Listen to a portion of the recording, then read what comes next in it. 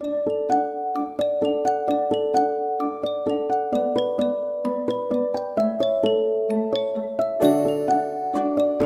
the Lord. நாள் 56 பிப்ரவரி 25க்கான வேத பகுதி. உபாகமம் 29ஆம் அதிகாரம் முதல் 31ஆம் அதிகாரம் வரை. அதிகாரம் 29. ஓரிபிலே இஸ்ரவேல் புத்திரரோடே பண்ணிக்கொண்ட உடன்படிக்கையை அல்லாமல் மோவாபின் தேசத்திலே அவர்களோடே உடன்படிக்கை பண்ண கர்த்தர் மோசேக்கு கட்டளையிட்ட வார்த்தைகள் இவைகளே. மோசே இஸ்ரவேலர் எல்லாரையும் வரவழைத்து அவர்களை நோக்கி, எகிப்து தேசத்தில் உங்கள் கண்களுக்கு முன்பாக பார்வோனுக்கும் அவனுடைய எல்லா ஊழியக்காரருக்கும் அவனுடைய தேசம் முழுவதற்கும் கர்த்தர் செய்த பெரிய சோதனைகளையும் பெரிய அடையாளங்களையும் அற்புதங்களையும் கண்ணார கண்டீர்களே. ஆகிலும் கர்த்தர் உங்களுக்கு உணரத்தக்க இருதயத்தையும் காணத்தக்க கண்களையும் கேட்கத்தக்க காதுகளையும் இந்நாள் வரைக்கும் கொடுக்கவில்லை. கர்த்தராகிய நான் உங்கள் தேவன் என்று நீங்கள் அறிந்து கொள்ளும்படிக்கு நான் 40 வருஷம் உங்களை வனாந்தரத்தில் நடத்தினேன். உங்கள் மேலிருந்த வஸ்திரம் பழையதாய் போகவும் இல்லை, உங்கள் காலிலிருந்த பாதரட்சிகள் பழையதாய் போகவும் இல்லை. நீங்கள் அப்பம் சாப்பிடவும் இல்லை, திராட்சரசமும் மதுவும் குடிக்கவும் இல்லை என்றார். நீங்கள் இவ்விடத்துக்கு வந்தபோது எஸ்போனின் ராஜாவாகிய சீகோனும் பாசானின் ராஜாவாகிய ஓகும் நம்மோடு யுத்தம் செய்ய புறப்பட்டார்கள். நாம் அவர்களை முறியடித்து அவர்களுடைய தேசத்தை பிடித்து அதை ரூபனியருக்கும் காத்தியருக்கும் மனாசையின் பாதி கோத்திரத்திற்கும் சுதந்திரமாக கொடுத்தோம்.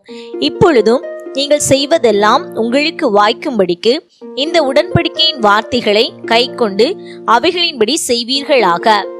உன் தேவனாகிய கர்த்தர் உனக்கு சொன்னபடியேயும் உன் பிதாக்களாகிய ஆபிரகாமுக்கும் ஈசாக்குக்கும் யாக்கோபுக்கும் ஆணையிட்டு கொடுத்தபடியேயும் இன்று உன்னை தமக்கு ஜன்னமாக ஏற்படுத்தி கொள்ளவும் தாம் உனக்கு தேவனாய் இருக்கவும் நீ உன் தேவனாகிய கர்த்தருடைய உடன்படிக்கைக்கும் இன்று அவர் உன்னோடே பண்ணுகிற அவருடைய ஆணை இறுதிக்கும் உட்படும்படிக்கு உங்கள் கோத்திரங்களின் தலைவரும் உங்கள் மூப்பரும் உங்கள் அதிபதிகளும் இஸ்ரவேலின் சகல புருஷரும் உங்கள் பிள்ளைகளும் உங்கள் மனைவிகளும் உங்கள் பாளையத்துக்குள் இருக்கிற உங்கள் விறகுக்காரனும் உங்கள் தண்ணீர்க்காரனுமான அந்நியர் எல்லாரும் இன்று உங்கள் தேவனாகிய கர்த்தருடைய சமூகத்தில் நிற்கிறீர்களே. நான் உங்களோட மாத்திரம் இந்த உடன்படிக்கையையும் இந்த ஆணையையும் உறுதியையும் பண்ணாமல் இன்று இங்கே நம்மோட கூட நம்முடைய தேவனாகிய கர்த்தருடைய சமூகத்தில் நிற்கிறவர்களோடையும் இன்று இங்கே நம்மோட இராதவர்களோடையும் கூட அதை பண்ணுகிறேன். நாம் எகிப்து தேசத்தில் குடியிருந்ததையும் நாம் கடந்து வந்த இடங்களிலிருந்த ஜாதிகளின் நடுவில் நடந்து வந்ததையும் நீங்கள் அறிந்திருக்கிறீர்கள். அவர்களுடைய அருவருப்புகளையும் அவர்களிடத்தில் இருக்கிற மரமும் கல்லும் வெள்ளியும் பொன்னுமான அவர்களுடைய நரகலான தேவர்களையும் கண்டிருக்கிறீர்கள். ஆகையால் அந்த ஜாதிகளின் தேவர்களை சேவிக்க போகும்படி இன்று நம்முடைய தேவனாகிய கர்த்தரை விட்டு அகலுகிற இருதயமுள்ள ஒரு புருஷனாகிலும் ஸ்திரீ ஆகிலும் குடும்பமாகிலும் கோத்திரமாகிலும் உங்களில் இராதபடிக்கும் நஞ்சையும் எட்டியையும் முளைப்பிக்கிற யாதொரு வேர் உங்களில் இராதபடிக்கும் பாருங்கள். அப்படிப்பட்டவன் இந்த ஆணை இறுதியின் வார்த்தைகளை கேட்டும் தாகத்தின் நிமித்தம் வெறிக்க குடித்து மன இஷ்டப்படி நடந்தாலும் எனக்கு சுகம் உண்டாயிருக்கும் என்று தன் உள்ளத்தை தேற்றிக் கொண்டால் கர்த்தர் அவனை மன்னிக்க சித்தமாயிரார். அப்பொழுது கர்த்தரின் கோபமும் எரிச்சலும் அந்த மனிதன் மேல் புகையும். இந்த புஸ்தகத்தில் எழுதியிருக்கிற சாபங்கள் எல்லாம் அவன் மேல் தங்கும். கர்த்தர் அவன் பேரை வானத்தின் கீழ் இராதபடிக்கு குலைத்து போடுவார். இந்த நியாயப்பிரமாண புஸ்தகத்தில் எழுதியிருக்கிற உடன்படிக்கையினுடைய சகல சாபங்களின்படியும் அவனுக்கு தீங்காக கர்த்தர் இஸ்ரவேல் கோத்திரங்கள் எல்லாவற்றிற்கும் அவனை புறம்பாக்கி போடுவார். அப்பொழுது உங்களுக்கு பின் எழும்பும் தலைமுறையான உங்கள் பிள்ளைகளும் தூரதேசத்திலிருந்து வரும் அந்நியரும் கர்த்தர் இந்த தேசத்துக்கு வருவித்த வாதைகளையும் நோய்களையும் காணும் போதும் கர்த்தர் தமது கோபத்திலும் தமது உக்கிரத்திலும் சோதோமையும் கொமோராவையும் அத்மாவையும் செபோயீமையும் கவிழ்த்து போட்டது போல இந்த தேசத்தின் நிலங்கள் எல்லாம் விதைப்பும் விளைவும் யாதொரு பூண்டின் முளைப்பும் இல்லாதபடிக்கு கந்தகத்தாலும் உப்பாலும் எரிக்கப்பட்டதை காணும் போதும் அந்த ஜாதிகள் எல்லாம் கர்த்தர் இந்த தேசத்திற்கு ஏன் இப்படி செய்தார், இந்த மகா கோபம் பற்றி எறிந்ததற்கு காரணம் என்ன என்று சொல்லுவார்கள்.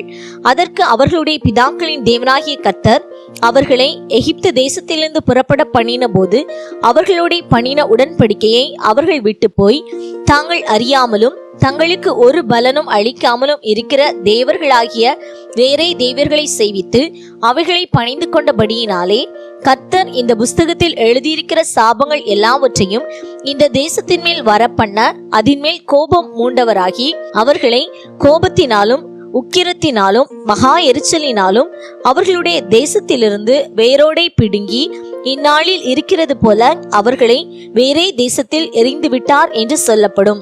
மறைவானவைகள் நம்முடைய தேவனாகிய கர்த்தருக்கே உரியவைகள், வெளிப்படுத்தப்பட்டவைகளோ இந்த நியாயப்பிரமாணத்தின் வார்த்தைகளின்படி எல்லாம் செய்யும்படிக்கு நமக்கும் நம்முடைய பிள்ளைகளுக்கும் என்றென்றைக்கும் உரியவைகள்.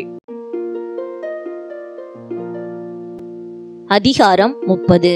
நான் உனக்கு முன்பாக வைத்த ஆசீர்வாதமும் சாபமுமாகிய இந்த காரியங்கள் எல்லாம் உன்மேல் வரும்போது நீ உன் தேவனாகிய கர்த்தரால் துரத்திவிடப்பட்டு எல்லா சாதிகளிடத்திலும் போயிருக்கும் போது நீ உன் இருதயத்திலே சிந்தனை செய்து உன் தேவனாகிய கர்த்தரிடத்துக்கே திரும்பி இன்று நான் உனக்கு கற்பிக்கிறபடியெல்லாம் நீயும் உன் பிள்ளைகளும் உங்கள் முழு இருதயத்தோடும் உங்கள் முழு ஆத்துமாவோடும் அவருடைய சத்தத்திற்கு செவி கொடுத்தால் உன் தேவனாகிய கர்த்தர் உன் சிறையிருப்பை திருப்பி உனக்கு இறங்கி உன் தேவனாகிய கர்த்தர் உன்னை சிதற அடித்த எல்லா ஜனங்களிடத்திலும் இருக்கிற உன்னை திரும்ப சேர்த்து கொள்ளுவார்.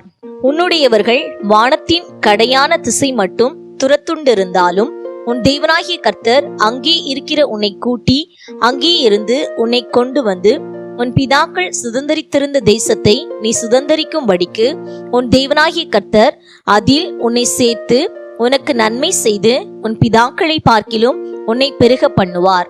உன் தேவனாகிய கர்த்தரில் நீ உன் முழு இருதயத்தோடும் உன் முழு ஆத்துமாவோடும் அன்பு கூர்ந்து பிழைக்கும்படி உன் தேவனாகிய கர்த்தர் உன் இருதயத்தையும் உன் சந்ததியாரின் இருதயத்தையும் விருத்த சேதனம் பண்ணி இந்த சாபங்களை எல்லாம் உன் சத்துருக்கள் மேலும் உன்னை துன்பப்படுத்தின உன் பகைஞர் மேலும் சுமர பண்ணுவார். நீயோ மனம் திரும்பி கர்த்தரின் சத்தத்திற்கு செவி கொடுத்து நான் இன்று உனக்கு கற்பிக்கிற அவருடைய எல்லா கற்பனைகளின்படியும் செய்வாய். அப்பொழுது உனக்கு நன்மை உண்டாகும்படி உன் தேவனாகிய கர்த்தர் உன் கைகள் செய்யும் எல்லா வேலைகளிலும் உன் கர்ப்பத்தின் கனியிலும் உன் மிருக ஜீவனின் பலனிலும் உன் நிலத்தின் கனியிலும் உனக்கு பரிபூரணம் உண்டாக செய்வார். உன் தேவனாகிய கர்த்தருடைய சத்தத்திற்கு செவி கொடுத்து இந்த நியாயப்பிரமாண புஸ்தகத்தில் எழுதியிருக்கிற அவருடைய கற்பனைகளையும் அவருடைய கட்டளைகளையும் கை கொள்ளும் போதும் உன் தேவனாகிய கர்த்தரிடத்தில் உன் முழு இருதயத்தோடும் உன் முழு ஆத்துமாவோடும் திரும்பும் போதும் கர்த்தர் உன் பிதாக்கள் மேல் சந்தோஷமாய் இருந்தது போல உன்மேலும் உனக்கு நன்மை உண்டாக திரும்பவும் சந்தோஷமாயிருப்பார். நான் இன்று உனக்கு விதிக்கிற கட்டளை உனக்கு மறைப்பொருளும் அல்ல, அது உனக்கு தூரமானதும் அல்ல. நாங்கள் அதை கேட்டு அதன்படி செய்யும் பொருட்டு எங்கள் நிமித்தம் வானத்துக்கு ஏறி அதை எங்களுக்கு கொண்டு வருகிறவன் யாரென்று நீ சொல்லத்தக்கதாக அது வானத்தில் உள்ளதும் அல்ல. நாங்கள் அதை கேட்டு அதன்படி செய்யும் பொருட்டு எங்கள் நிமித்தம் சமுத்திரத்தை கடந்து அதை கொண்டு வருகிறவன் யார் என்று நீ சொல்லத்தக்கதாக அது சமுத்திரத்திற்கு அப்புறத்தில் உள்ளதும் அல்ல. நீ அந்த வார்த்தையின்படியே செய்யும் பொருட்டு அது உனக்கு மிகவும் சமீபமாய் உன் வாயிலும் உன் இருதயத்திலும் இருக்கிறது. இதோ ஜீவனையும் நன்மையையும் மரணத்தையும் தீமையையும் இன்று உனக்கு முன்னே வைத்தேன். நீ பிழைத்து பெருகும்படிக்கும் நீ சுதந்தரிக்க போகிற தேசத்தில் உன் தேவனாகிய கர்த்தர் உன்னை ஆசிர்வதிக்கும்படிக்கும் நீ உன் தேவனாகிய கர்த்தரில் அன்பு கூறவும் அவர் வழிகளில் நடக்கவும் அவர் கற்பனைகளையும் கட்டளைகளையும் நியாயங்களையும் கை கொள்ளவும் நான் இன்று உனக்கு கற்பிக்கிறேன். நீ கேளாதபடிக்கு மனம் பேதித்து இழப்புண்டு போய் வேறே தேவர்களை பணிந்து அவர்களை செய்விப்பாயானால் நீங்கள் சுதந்தரிக்கிறதற்கு யோர்தானை கடந்து போகிற தேசத்தில் நெடுநாள் வாழாமல் நிச்சயமாய் அழிந்து போவீர்கள் என்பதை இன்று உங்களுக்கு அறிவிக்கிறேன். நான் ஜீவனையும் மரணத்தையும் ஆசீர்வாதத்தையும் சாபத்தையும் உனக்கு முன் வைத்தேன் என்று உங்கள் மேல் வானத்தையும் பூமியையும் இன்று சாட்சி வைக்கிறேன். ஆகையால் நீயும் உன் சந்ததியும் பிழைக்கும்படிக்கு நீ ஜீவனை தெரிந்து கொண்டு கர்த்தர் உன் பிதாக்களாகிய ஆபிரகாமுக்கும் ஈசாக்குக்கும் யாக்கோபுக்கும் கொடுப்பேன் என்று அவர்களுக்கு ஆணையிட்டு கொடுத்த தேசத்திலே குடியிருக்கும்படிக்கு உன் தேவனாகிய கர்த்தரில் அன்பு கூர்ந்து அவர் சத்தத்திற்கு செவி கொடுத்து அவரை பற்றி கொள்வாயாக. அவரே உனக்கு ஜீவனும் தீர்க்காயுசுமானவர் என்றான். அதிகாரம் 31. பின்னும் மோசே போய் இஸ்ரவேலர் யாவரையும் நோக்கி, இன்று நான் 120 வயதுள்ளவன். இனி நான் போக்கும் வரத்துமாய் இருக்கக்கூடாது. இந்த யோர்தானை நீ கடந்து போவதில்லை என்று கர்த்தர் என்னோடே சொல்லி இருக்கிறார். உன் தேவனாகிய கர்த்தர் தாமே உனக்கு முன்பாக கடந்து போவார். அவரே உனக்கு முன்னின்று அந்த தேசத்தாரை அழிப்பார். நீ அவர்கள் தேசத்தை சுதந்தரிப்பாய். கர்த்தர் சொன்னபடியே யோசுவா உனக்கு முன்பாக கடந்து போவான். கர்த்தர் அழித்த எமோரியரின் ராஜாக்களாகிய சீகோனுக்கும் ஓகுக்கும் அவர்கள் தேசத்திற்கும் செய்தது போலவே அவர்களுக்கும் செய்வார். நான் உங்களுக்கு விதித்த கட்டளைகளின்படி அவர்களுக்கு செய்வதற்கு கர்த்தர் அவர்களை உங்களுக்கு ஒப்புக் கொடுப்பார். நீங்கள் பலங்கொண்டு திடமனதாயிருங்கள். அவர்களுக்கு பயப்படவும் திகைக்கவும் வேண்டாம். உன் தேவனாகிய கர்த்தர் தாமே உன்னோடே கூட வருகிறார். அவர் உன்னை விட்டு விலகுவதும் இல்லை, உன்னை கைவிடுவதும் இல்லை என்று சொன்னான். பின்பு மோசே யோசுவாவை அழைத்து இஸ்ரவேலர் எல்லாரும் பார்த்திருக்க அவனை நோக்கி, பலங்கொண்டு திடமனதாயிரு. கர்த்தர் இவர்களுக்கு கொடுப்பேன் என்று இவர்களுடைய பிதாக்களுக்கு ஆணையிட்ட தேசத்துக்கு நீ இந்த ஜனத்தை அழைத்து கொண்டு போய் அதை இவர்கள் சுதந்தரிக்கும்படி செய்வாய். கர்த்தர் தாமே உனக்கு முன்பாக போகிறவர். அவர் உன்னோடே இருப்பார். அவர் உன்னை விட்டு விலகுவதும் இல்லை, உன்னை கைவிடுவதும் இல்லை. நீ பயப்படவும் கலங்கவும் வேண்டாம் என்றான். மோசே இந்த நியாயப்பிரமாணத்தை எழுதி அதை கர்த்தருடைய உடன்படிக்கை பெட்டியை சுமக்கிற லேவி புத்திரரான ஆசாரியருக்கும் இஸ்ரவேலுடைய மூப்பர் எல்லாருக்கும் ஒப்புவித்து அவர்களுக்கு கட்டளையிட்டது என்னவென்றால், விடுதலையின் வருஷமாகிய ஒவ்வொரு 7ஆம் வருஷத்தின் முடிவிலே கூடார பண்டிகையில் உன் தேவனாகிய கர்த்தர் தெரிந்து கொள்ளும் ஸ்தானத்தில் இஸ்ரவேலர் எல்லாரும் அவருடைய சந்நிதியில் சேர்ந்து வந்திருக்கும் போது இந்த நியாயப்பிரமாணத்தை இஸ்ரவேலர் எல்லாரும் கேட்க அவர்களுக்கு முன்பாக வாசிக்க கடவாய்.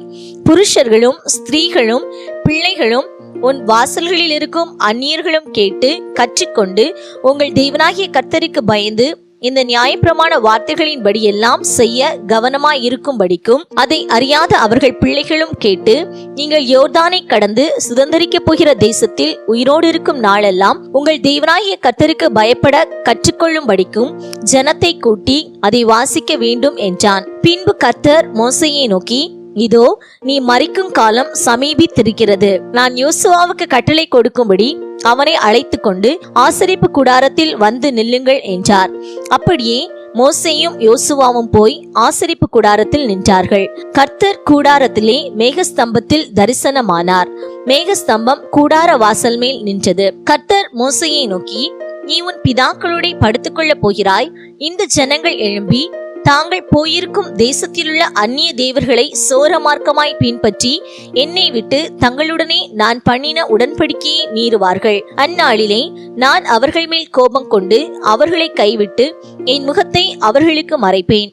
அதனால் அவர்கள் பட்சிக்கப்படும்படிக்கு அநேக தீங்குகளும் இக்கட்டுகளும் அவர்களை தொடரும். அந்நாளிலே அவர்கள், எங்கள் தேவன் எங்கள் நடுவே இராததினாலே அல்லவா இந்த தீங்குகள் எங்களை தொடர்ந்தது என்பார்கள். அவர்கள் வேறே தேவர்களிடத்தில் திரும்பி போய் செய்த சகல தீமைகளின் நிமித்தமும் நான் அந்நாளிலே என் முகத்தை மறைக்கவே மறைப்பேன். இப்பொழுது நீங்கள் இந்த பாட்டை எழுதி கொண்டு இதை இஸ்ரவேல் புத்திரருக்கு படிப்பித்து, இந்த பாட்டு எனக்கு சாட்சியாக இஸ்ரவேல் புத்திரருக்குள்ளே இருக்கும்படி இதை அவர்கள் வாயில் வழங்க பண்ணுங்கள். நான் அவர்கள் பிதாக்களுக்கு ஆணையிட்டு கொடுத்த பாலும் தேனும் ஓடுகிற தேசத்தில் அவர்களை பிரவேசிக்க பண்ணின பின்பு அவர்கள் புசித்து திருப்தியாகி கொழுத்து போயிருக்கும் போது அவர்கள் வேறே தேவர்களிடத்தில் திரும்பி அவர்களை செய்வித்து எனக்கு கோபம் மூட்டி என் உடன்படிக்கையை மீறுவார்கள். அநேக தீங்குகளும் இக்கட்டுகளும் அவர்களை தொடரும் போது அவர்கள் சந்ததியாரின் வாயில் மறந்து போகாதிருக்கும் இந்த பாட்டே அவர்களுக்கு விரோதமான சாட்சி பகரும். நான் ஆணையிட்டு கொடுத்த தேசத்தில் அவர்களை பிரவேசிக்க பண்ணாதிருக்கிற இப்பொழுதே அவர்கள் கொண்டிருக்கும் எண்ணம் இன்னது என்று அறிவேன் என்றார். அன்றைக்கே மோசே அந்த பாட்டை எழுதி அதை இஸ்ரவேல் புத்திரருக்கு படிப்பித்தான். அவர் நூனின் குமாரனாகிய யோசுவாவை நோக்கி, நீ பலங்கொண்டு திடமனதாயிரு. இஸ்ரவேல் புத்திரருக்கு நான் ஆணையிட்டு கொடுத்த தேசத்தில் நீ அவர்களை நடத்தி கொண்டு போவாய். நான் உன்னோடு இருப்பேன் என்று கட்டளையிட்டார். மோசே இந்த நியாயப்பிரமாணத்தின் வார்த்தைகள் முழுவதையும் ஒரு புஸ்தகத்தில் எழுதி முடித்த பின்பு மோசே கர்த்தருடைய உடன்படிக்கை பெட்டியை சுமக்கிற லேவியரை நோக்கி, நீங்கள் இந்த நியாயப்பிரமாண புஸ்தகத்தை எடுத்து அதை உங்கள் தேவனாகிய கர்த்தருடைய உடன்படிக்கை பெட்டியின் பக்கத்திலே வையுங்கள். அங்கே அது உனக்கு விரோதமான சாட்சியாய் இருக்கும். நான் உன் கலக குணத்தையும் உன் கடின கழுத்தையும் அறிந்திருக்கிறேன். இன்று நான் இன்னும் உங்களுடன் உயிரோடு இருக்கையில் கர்த்தருக்கு விரோதமாக கலகம் பண்ணினீர்களே, என் மரணத்திற்கு பின்பு எவ்வளவு அதிகமாய் கலகம் பண்ணுவீர்கள். உங்கள் கோத்திரங்களில் உள்ள மூப்பர், உங்கள் அதிபதிகள் எல்லாருடைய காதுகளும் கேட்கத்தக்கதாக நான் இந்த வார்த்தைகளை சொல்லவும், அவர்களுக்கு விரோதமாக வானத்தையும் பூமியையும் சாட்சி வைக்கவும் அவர்களை என்னிடத்தில் கூடி வரச் செய்யுங்கள். என் மரணத்திற்கு பின்பு நீங்கள் நிச்சயமாய் உங்களை கெடுத்து நான் உங்களுக்கு கட்டளையிட்ட வழியை விட்டு விலகுவீர்கள். ஆகையால் கடைசி நாட்களில் தீங்கு உங்களுக்கு நேரிடும். உங்கள் கை கிரியைகளினாலே கர்த்தரை கோபப்படுத்தும்படிக்கு அவர் பார்வைக்கு பொல்லாப்பானதை செய்வீர்கள் என்பதை அறிவேன் என்று சொல்லி இஸ்ரவேல் சபையார் எல்லாரும் கேட்க மோசே இந்த பாட்டின் வார்த்தைகளை முடியும் வரையும் சொன்னான். இன்றைய நாளுக்கான வேத பகுதி வாசித்து முடிந்தாயிற்று. தேவனுக்கே மகிமை உண்டாவதாக. ஆமேன். இன்றைய நாளுக்கான வேத பகுதியிலிருந்து ஒரு கேள்வி. இஸ்ரவேல் ஜனங்களை தேவன் எத்தனை வருஷம் வனாந்தரத்தில் நடத்தினார்? இன்றைய நாளுக்கான வாக்குத்தத்தம் ஆதியாகமம் 26:12. கர்த்தர் அவனை ஆசீர்வதித்ததினால் 100 மடங்கு பலன் அடைந்தான். இந்த வாக்கு தத்தத்தின்படி கர்த்தர் நம்மை 100 மடங்கு ஆசீர்வதிப்பாராக. ஆமேன்.